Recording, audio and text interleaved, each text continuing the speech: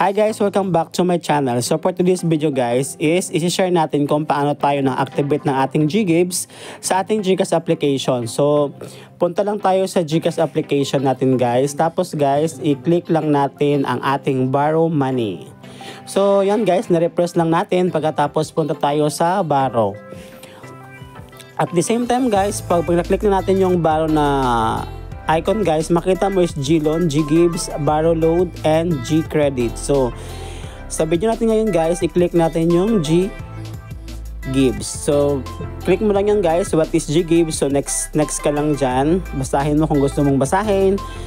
Then, yan na guys. Pagkatapos yan guys, i-click mo lang. Next na tayo. And guys, up to 125 pesos yung binibigay nila na credit limit dito. So next mo lang guys. Then done na siya guys. Click mo lang yung done. And then ito na yung makita mo guys. Guys, activate your GGives worth 3,000 pesos. So pag i-click mo yung activate guys, yan, pinicturean ko muna para may pang ano tayo, may pang picture. So ayan, mabilis lang ang pang-activation. So review your GCash information, tapos provide your personal and emergency contact person, then confirm your details. So yun lang kabilis guys.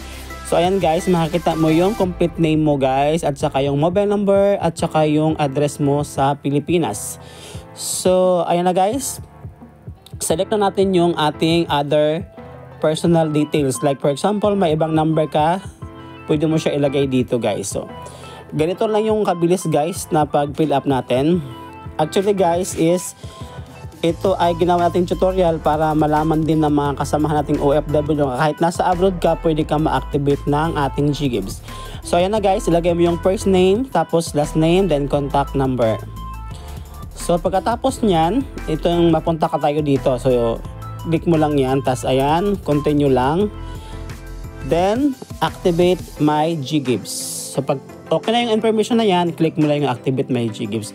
At the same time, makaka-receive ka po ng OTP sa iyong register mobile number kay GCash. Then, ilagay mo lang yung OTP na na-receive mo sa mobile number at i-submit mo lang siya para mapunta tayo dun sa next page.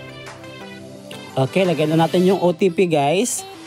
Then, i-submit na natin siya. So, if tama, i-submit natin siya. So ayan na guys, congrats, active na yung GGives mo. At saka pwede mo na siyang i-view yung GGives natin. So ayan na guys, balik tayo sa borrow guys para makita natin. Then click mo yung GGives.